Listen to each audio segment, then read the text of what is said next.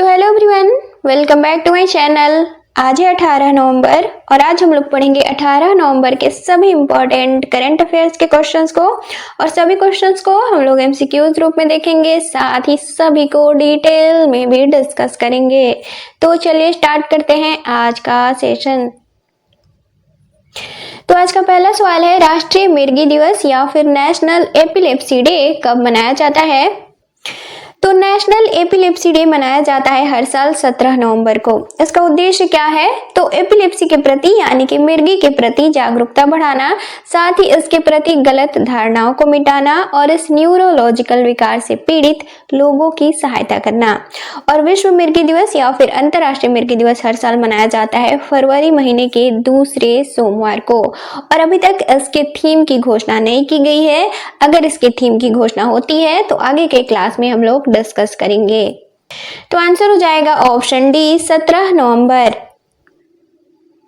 अगला सवाल है, भारत और यूनाइटेड किंगडम के बीच 8वां सैन्य अभ्यास अजय वॉरियर 2025 किस विषय पर केंद्रित है? तो यहाँ हम सबसे पहले जानेंगे अजय वॉरियर 2025 के बारे में। इसके बाद जानेंगे आगे कि अजय वॉरियर आखिर है क्या, इसे थोड़े और डिटेल में। तो अजय वॉरियर 2025 तो दरअसल ये भारत और ब्रिटेन के बीच द्विपक्षीय सैन्य अभ्यास है और साल 2025 में इसके 8वें संस्करण का आयोजन किया जा रहा है। और ये कब से किया जा रहा है, कब तक चलेगा? तो 17 नवंबर से शुरू हुआ है और 30 नवंबर तक चलेगा। कहाँ पे किया जा रहा है? तो राजस्थान के शहर बीकानेर के महाजन फील्ड फायरिंग रेंज में। इसमें भागीदारी किनकी रही है? तो दोनों देशों के लगभग 240 सैनिक इसमें भाग ले रहे हैं और यह अभ्यास संयुक्त आतंकवाद रोधी ऑपरेशनों पर केंद्रित है। तो अब अजय वॉरियर आखिर है क्या? तो दरअसल यह भारत और यूनाइटेड किंगडम के बीच आयोजित होने वाला एक द्विपक्षीय सैन्य अभ्यास है और ये हर 2 वर्षों पे आयोजित किया जाता है। इसकी शुरुआत की गई थी साल 2004 में।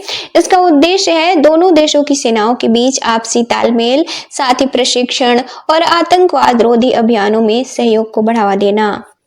तो आंसर हो जाएगा ऑप्शन सी, आतंकवाद रोधी अभियान। अगला सवाल है, किस देश के पूर्व प्रधानमंत्री को मौत की सजा दी गई है? तो बांग्लादेश की पूर्व प्रधानमंत्री शेख हसीना को कल यानी कि 17 नवंबर को मौत की सजा दी गई है। अब क्यों दी गई है? तो मानवता के विरुद्ध अपराध के दोष की वजह से इन्हें सजा दी गई है, यानी कि दोषी पाए जाने पे इन्हें सजा दी गई है।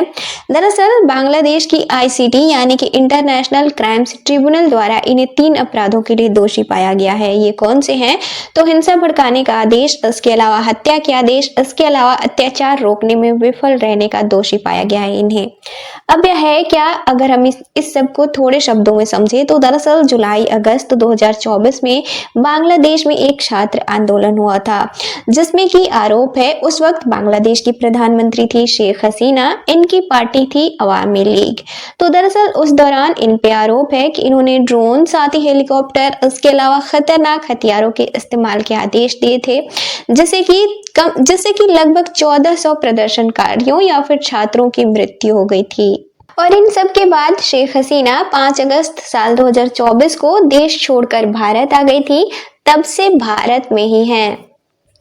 तो अब बांग्लादेश को थोड़े शब्दों में जाने तो बांग्लादेश एशियाई देश है। इसकी राजधानी है ढाका, यहाँ की मुद्रा है टका, भाषा है यहाँ की बंगाली, यहाँ पे संसद है एक सदनीय जो कि है जातीय संसद। यहाँ के वर्तमान राष्ट्रपति हैं मोहम्मद शहाबुद्दीन, वर्तमान प्रधानमंत्री हैं मोहम्मद यूनुस। और भारत से सीमा लगती है बांग्लादेश की उत्तर में, इसके अलावा पूर्व में और पश्चिम में। तो आंसर हो जाएगा ऑप्शन बी, बांग्लादेश। अगला सवाल है, हाल ही में भारत के अस्थायी सुरक्षा सचिव कौन नियुक्त किए गए हैं? तो दरअसल हाल ही में भारत के सुरक्षा सचिव के तौर पर पराग जैन को नियुक्त किया गया है, लेकिन इनकी नियुक्ति अस्थायी है। अब क्यों? तो दरअसल हाल ही में हरिनाथ मिश्रा अपने पद से सेवानिवृत्त हुए थे, यानी कि भारत के सुरक्षा सचिव के पद से 31 जुलाई को अपने पद से सेवानिवृत्त हुए थे। इसके बाद से ये पद खाली था, इसलिए इस पे अस्थायी तौर पे नियुक्ति की गई है पराग जैन की। और यह नियुक्ति कब तक के लिए है? तो स्थायी सुरक्षा सचिव की नियुक्ति जब तक नहीं हो जाती है तब तक के लिए, या फिर अगले आदेश तक के लिए। तो अब पराग जैन ये है कौन? तो दरअसल ये वर्तमान में रॉ के प्रमुख है और रॉ के 25वें प्रमुख है और साल 1989 बैच के IPS अधिकारी हैं और पंजाब कैडर के हैं। तो आंसर हो जाएगा ऑप्शन ए पराग जैन। अगला सवाल है 44वें अंतर्राष्ट्रीय भारत व्यापार मेले की शुरुआत कहाँ की गई है? तो भारत अंतर्राष्ट्रीय व्यापार मेला 2025। तो अब भारत अंतर्राष्ट्रीय व्यापार मेला ये है क्या, इसके बारे में हम आगे जानेंगे। और पहले जानते हैं 2025 में आयोजित होने वाले इस मेले के बारे में। तो दरअसल साल 2025 में यह इसका 44वां संस्करण है। इसका आयोजन किया जा रहा है 14 नवंबर से और ये चलेगा 27 नवंबर तक। कहाँ पे? तो नई दिल्ली में। और इसका उद्घाटन किया गया वाणिज्य और उद्योग राज्य मंत्री जितिन प्रसाद के द्वारा। इसका विषय या फिर थीम है एक भारत श्रेष्ठ भारत। इसके अलावा इसमें साझेदार राज्य कौन से हैं? और तो उत्तर प्रदेश, इसके अलावा महाराष्ट्र और राजस्थान। और इसमें 30 राज्यों और केंद्र शासित प्रदेश भाग ले रहे हैं। इसके अलावा अन्य 12 देशों की भी भागीदारी है। तो भारत अंतर्राष्ट्रीय व्यापार मेला ये है क्या? तो दरअसल यह एक व्यापार मेला है। इसकी शुरुआत की गई थी साल 1979 में, जो कि पहली बार इसका आयोजन किया गया था नई दिल्ली में ही। इसका आयोजन किसके द्वारा करवाया जाता है? तो ITPO के द्वारा। अब ये क्या है, इसे आगे जानेंगे। तो दरअसल इसमें राज्य और यूटी यानी कि राज्य और केंद्र शासित प्रदेश भाग लेते हैं। इसके अलावा अन्य देश भी इसमें शामिल होते हैं। अब ITPO ये क्या है? तो इसका पूरा नाम है इंडिया ट्रेड प्रमोशन ऑर्गेनाइजेशन। इसकी स्थापना की गई थी 1 जनवरी साल 1992 को। इसका मुख्यालय है नई दिल्ली में। इसका उद्देश्य क्या है? तो घरेलू और बाहरी व्यापार को बढ़ावा देना। तो आंसर हो जाएगा ऑप्शन सी नई दिल्ली। अगला सवाल है हाल ही में किसके द्वारा इसरो को पहला मानव रेटेड L110 विकास इंजन सौंपा गया है? तो दरअसल हाल ही में गोदरेज एरोस्पेस यानी कि गोदरेज इंटरप्राइजेस ग्रुप के एक डिवीजन एरोस्पेस द्वारा इसरो को मानव रेटेड L110 लेवल विकास इंजन को सौंपा गया है। तो अब हम यहाँ थोड़े शब्दों में जानेंगे L110 लेवल विकास इंजन के बारे में। तो दरअसल इसे मानव उपयोग के लिए विकसित किया गया है, जिसे कि हमने ऊपर देखा कि इसे एरोस्पेस यानी कि गोदरेज इंटरप्राइजेस ग्रुप के डिवीजन एरोस्पेस द्वारा विकसित किया गया है। तो इसका उपयोग किया जाएगा गगनयान मिशन में। दरअसल इसरो के रॉकेट LVM-3 की कोर लिक्विड स्टेज है यह। तो अब LVM-3, तो दरअसल LVM-3 के 3 चरण हैं, जो कि पहला है S200 सोलिस बूस्टर्स, दूसरा है L110 लिक्विड स्टेज, यही है ह्यूमन रेटेड जिसकी हम बात कर रहे हैं, और तीसरा है क्रायोजेनिक स्टेट। तो गगनयान मिशन, तो दरअसल इसे साल 2027 तक लॉन्च करने की संभावना है। हाल ही में इसकी संभावना जताई गई है इसरो के वर्तमान अध्यक्ष वी नारायणन द्वारा, जो कि देश का पहला मानवयुक्त गगनयान मिशन होगा। और इससे पहले साल 2026 में 3 गैर मानव गगनयान मिशन भी लॉन्च किए जाएंगे। और इससे पहले दिसंबर 2025 में ही पहला मिशन लॉन्च किया जाएगा, जिसमें कि व्योम मित्र नामक एक अर्धमानवाकार रोबोट भी शामिल होगा। तो अब गगनयान मिशन यह है क्या, या फिर यह होगा क्या? तो दरअसल देश का पहला मानवयुक्त मिशन होगा। इसका मतलब क्या? तो दरअसल यह पहला ऐसा मिशन होगा जिसके तहत भारतीय नागरिकों को पहली बार अंतरिक्ष में भेजा जाएगा, और कम से कम 3 लोग भेजे जाएंगे इस मिशन के तहत। और किस प्रक्षेपण यान के तहत इसे प्रक्षेपित किया जाएगा? तो GSLV Mk3 के द्वारा। तो आंसर हो जाएगा ऑप्शन ए गोदरेज एरोस्पेस। अगला सवाल है हाल ही में किस राज्य सरकार द्वारा अपने सभी जिलों में वृद्धाश्रम स्थापित करने की घोषणा की गई है? तो दरअसल हाल ही में नागालैंड सरकार द्वारा राज्य के प्रत्येक जिले में एक वृद्धाश्रम को स्थापित करने की घोषणा की गई है। तो अब नागालैंड की राजधानी है कोहिमा। यहाँ पे विधानसभा की सीट है 60, लोकसभा की सीट है 1, राज्यसभा की सीट है 1।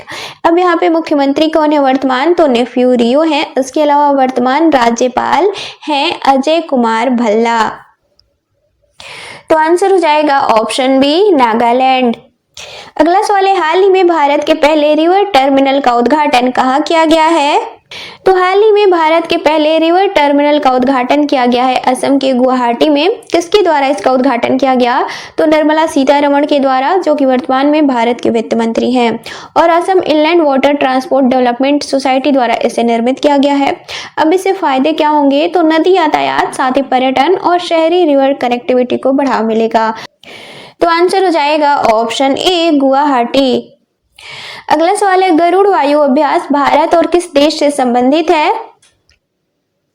तो गरुड़ वायु अभ्यास 2025 तो दरअसल यह भारत और फ्रांस के बीच द्विपक्षीय वायु अभ्यास है और साल 2025 में इसका 8वां संस्करण आयोजित किया जा रहा है।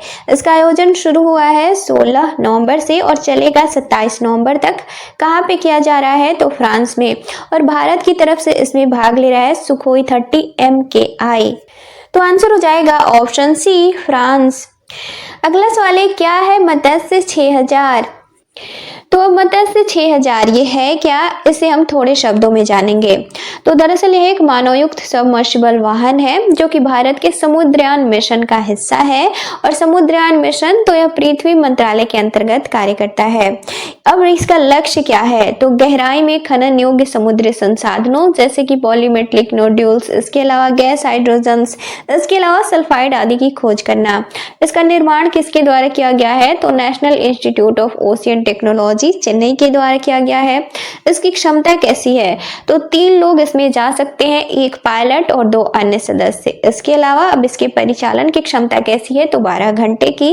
इसके अलावा आपात स्थिति में भी यह 96 घंटे तक कार्य कर सकता है और साथ ही समुद्र के 6000 मीटर की गहराई तक जाने में भी यह सक्षम है। तो आंसर हो जाएगा ऑप्शन सी, भारत का पहला मानवयुक्त सबमर्सिबल जो 6000 मीटर की दूरी तक जा सकता है। अब कल के क्वेश्चंस का रिवीजन करेंगे। तो कल का पहला सवाल था, अंतरराष्ट्रीय सहिष्णुता दिवस कब मनाया जाता है? तो इसका राइट आंसर था ऑप्शन डी, 16 नवंबर। अगला सवाल था, हाल ही में समर्थ पोर्टल का उद्घाटन किसके द्वारा किया गया है? तो इसका राइट आंसर था ऑप्शन ए, निर्मला सीतारमण। अगला सवाल था, हाल ही में पहली जनजातीय खेल समागम का आयोजन कहाँ किया गया है? तो इसका राइट आंसर था ऑप्शन बी, लद्दाख। अगला सवाल था, खेलो इंडिया यूनिवर्सिटी गेम्स 2025 का शुभंकर क्या है? तो इसका राइट आंसर था ऑप्शन डी, ए और बी दोनों।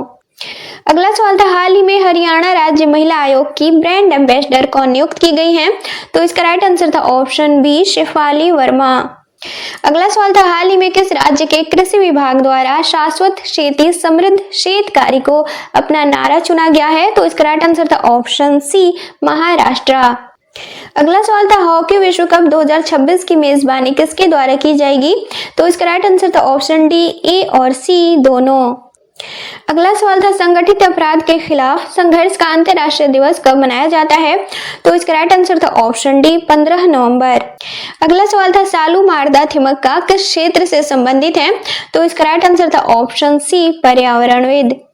और लास्ट क्वेश्चन था, हाल ही में सीमा सुरक्षा बल द्वारा दुर्गा ड्रोन स्क्वाड्रन नामक अपनी पहली महिला ड्रोन संचालन इकाई की शुरुआत कहाँ की गई है? तो इसका राइट आंसर था ऑप्शन डी, ग्वालियर।